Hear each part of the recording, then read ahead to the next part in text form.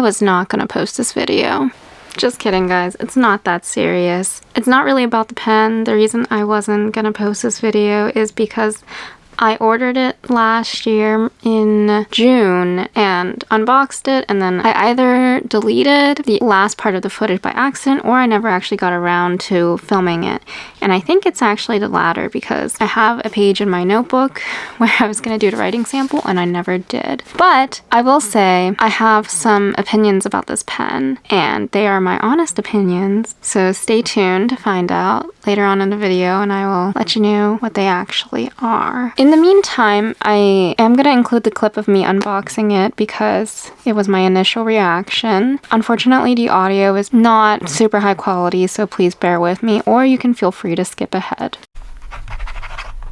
Hello everyone, welcome and welcome back to my channel. Today I am unboxing an Atlas Stationery's package. Look at this beautiful postcard.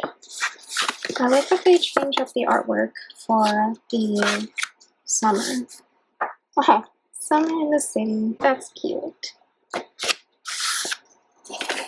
Okay, so I got something from Esterbrook and ooh, okay. I left a note on their order. If you don't know, they do live order pulls on TikTok, and whenever they do those, they tend to throw in a freebie gift. So I'm guessing this is what I got. So they gave me a pack of Sharpies, fine point, and what is this one? Permanent markers and one steel case. Whoa, steel case. Dang. Okay, that's weird. That's so weird, but that's kind of cool. Sweet, thank you.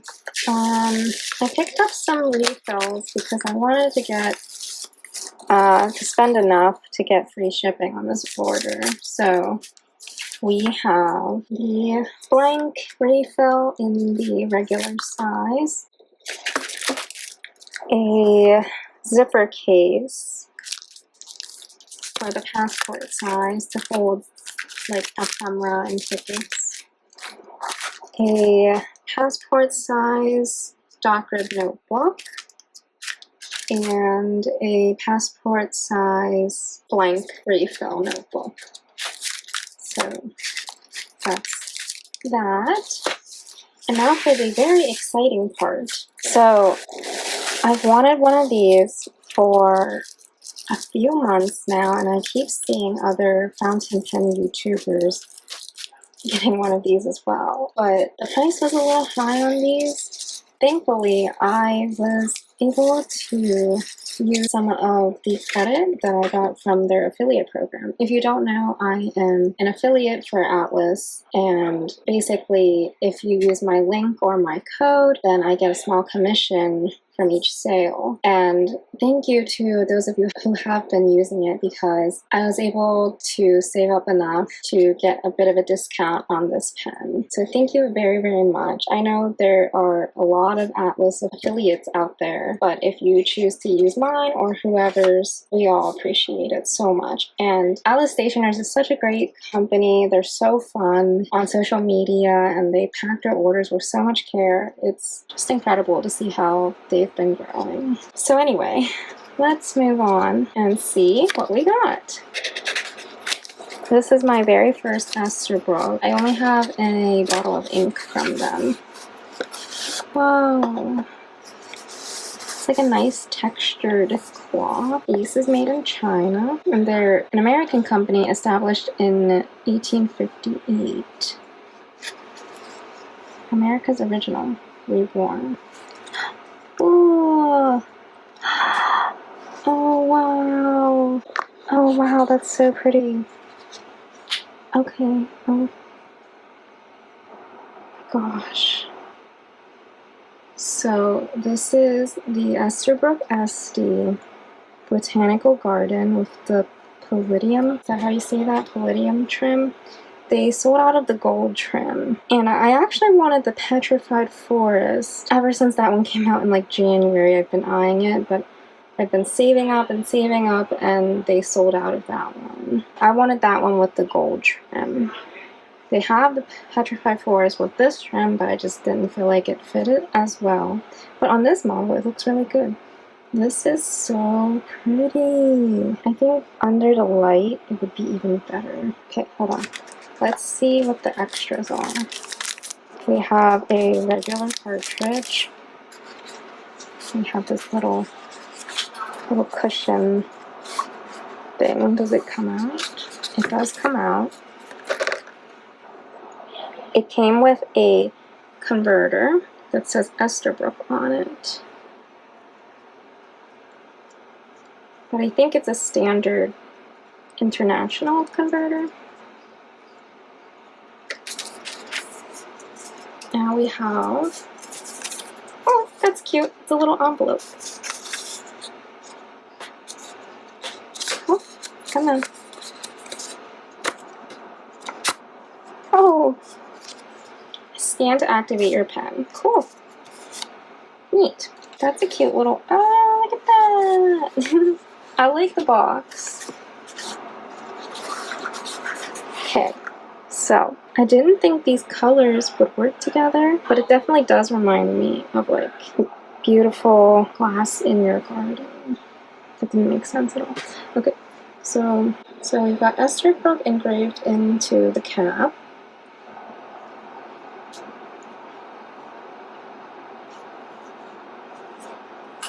Whoa, did you hear the click? Wow.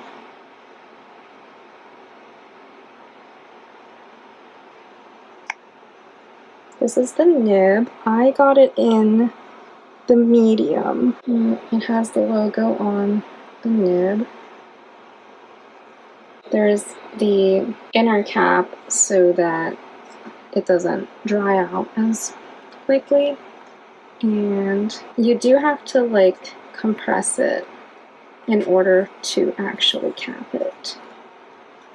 And when you open it, it does pop a little. I think that's pretty cool. Wow, it's surprisingly light. Like it looks like a heavier pen.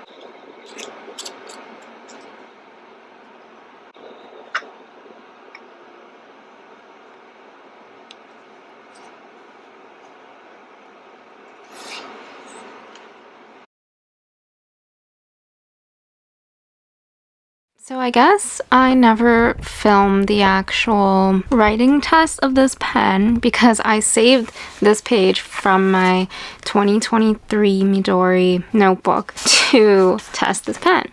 So we're going to do that right now, but I'm going to read you some journal entries that I had about this pen when I was first testing it out. I had it inked with Pilot Iroshizuku Takesumi, which is what I put in most, if not all of my pens, kind of as a baseline to see how I like it. So on July 7th, I said, I think I thought it would feel smoother and cooler to touch the acrylic, but instead, I smell the residue of the machining. I think I really do enjoy gold nibs more. I mean, I don't mind this pen. The spring cap feature is a lot of fun, but I'm not as excited and I shouldn't have to justify that, right?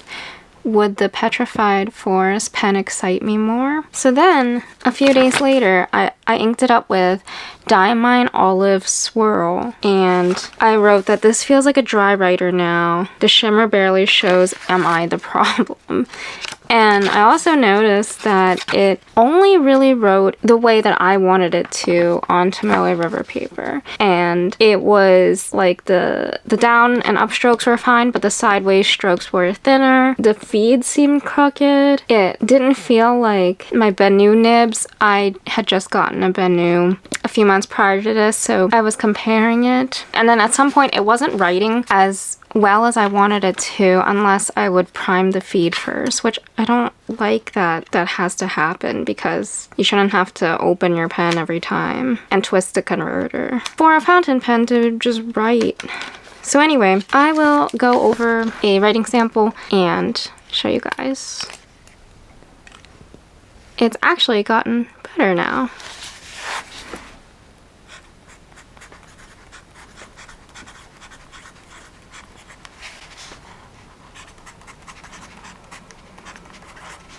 right now, this is an Esterbrook Estie in a medium nib, and I have it inked with Dominant Industry Christmas Red. And actually, it writes pretty well. And I don't remember what I did to it. I don't think I did anything to this nib. I might have tried writing on craft paper, but it writes well. I just don't love it. A couple things that I noticed was, number one, the body color. It's actually duller and darker in person. And unless there's light shining on it or like you're near light, it's kind of dull. So I think the marketing photos, they kind of like brighten up these pens a little bit, but they definitely are leaning on the darker side. And I wasn't sure, you know, I had mentioned I really wanted the Petrified Forest model, and I got this one instead. And I felt like, I don't know, this was like a consolation prize. So maybe I didn't like this one as much because it wasn't the Petrified Forest, but I still like it. I'm actually learning to love this pen. This is the reason that I wasn't gonna post this video, but I am now, because somebody on Instagram asked me why I was learning to love it.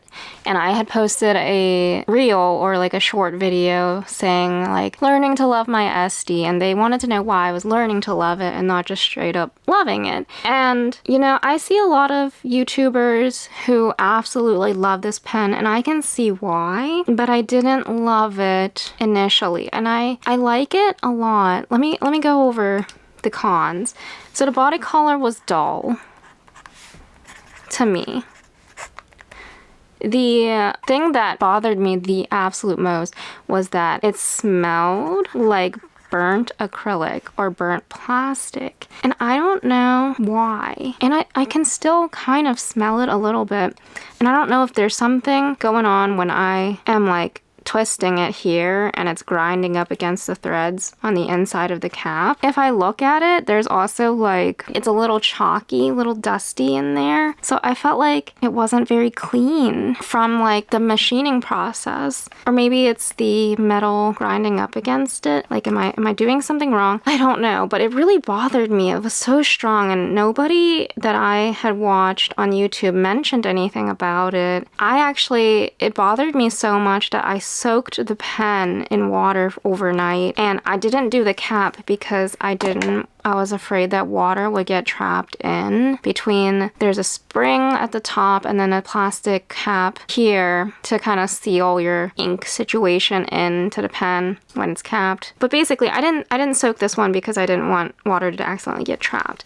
So I soaked the feed, the nib, and the body in water overnight. I think I actually might have even washed it a little with, no, I don't think I did because I was afraid of damaging it. But the smell is mostly gone. I think there's still some probably because of the cap, but like, man, it was overpowering. And like, I have a Jinhao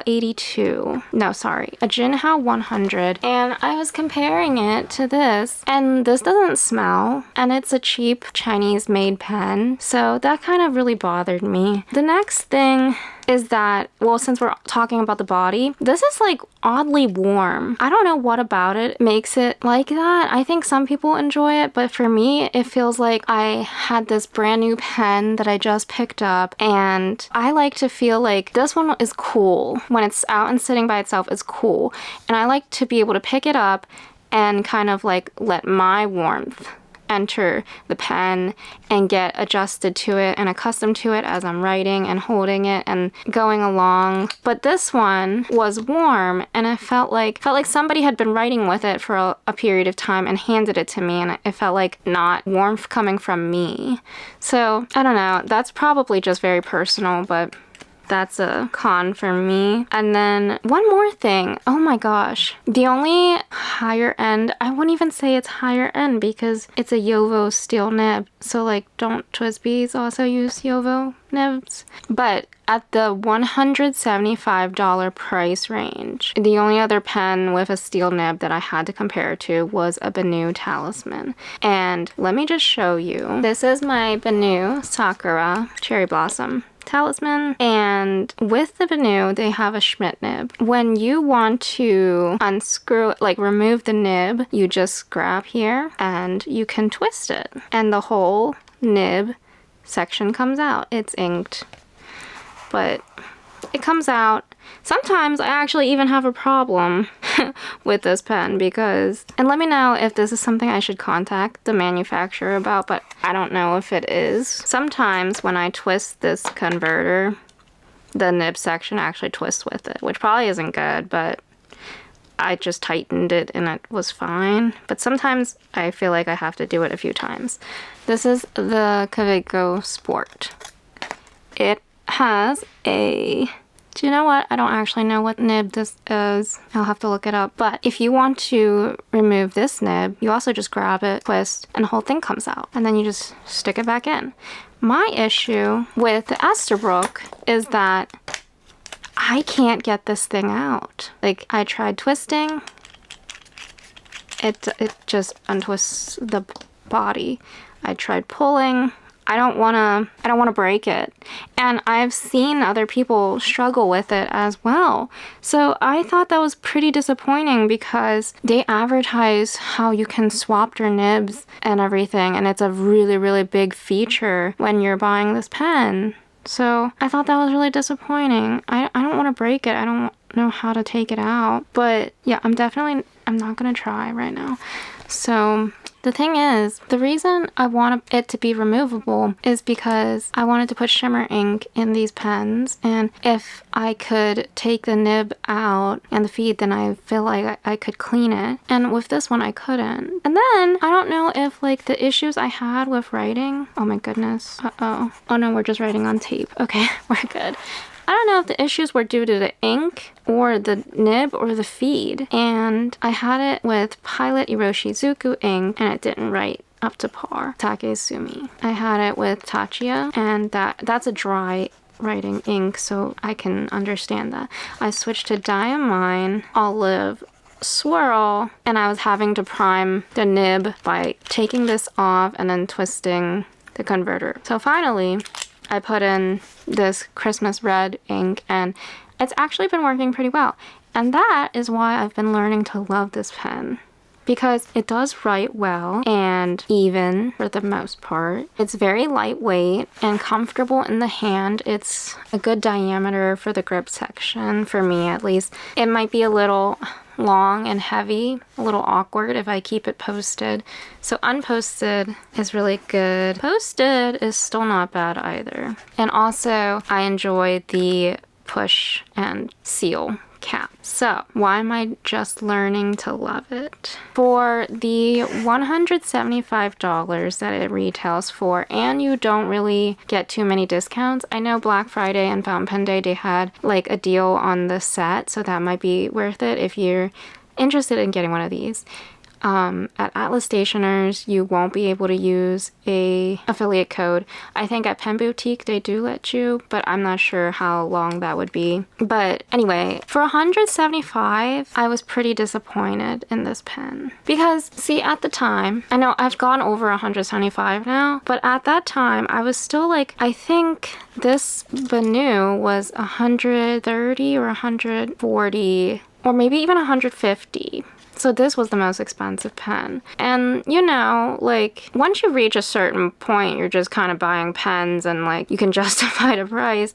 But if you're like slowly making your way up, I got this impression that if you're going over $100, then you should be able to get a gold nib, like a pen with a gold nib. And I don't want to be a gold nib snob, but some of the, like every gold nib pen that I've had writes really well. And I got this Banu and I was blown away by how smooth it wrote. But when I paid even more for the Estie, I was a little underwhelmed because of the acrylic smell, because of the warm feeling. That's very personal. Because of the way it looked under like dim lighting, which mostly in my room, it's actually pretty dim. I actually turn on a lamp to film these videos. So, and then it wasn't writing well too. And you can't take this nib out. You can. I just don't know how, and I've seen a lot of people struggle with it because I tried to look it up too. It's not even like I don't know how. I don't know how now, but I did when I was looking it up. It's like impossible to pull out. I was kind of disappointed in that, but I will say I still want it. But it's not my like ride or die pen. It's not my go-to, and it's not my like kind of pen that I would go out and buy two of, unfortunately. I see a lot of people really, really love this pen, and I can see why. Like, it's lightweight, it can write well, depending on your ink. Maybe theirs don't smell really badly of acrylic, or maybe they're not as sensitive as I am. And it's a good size, and it feels high quality. Like, this feels kind of cheap. I mean, it's substantial, but it's kind of cheap.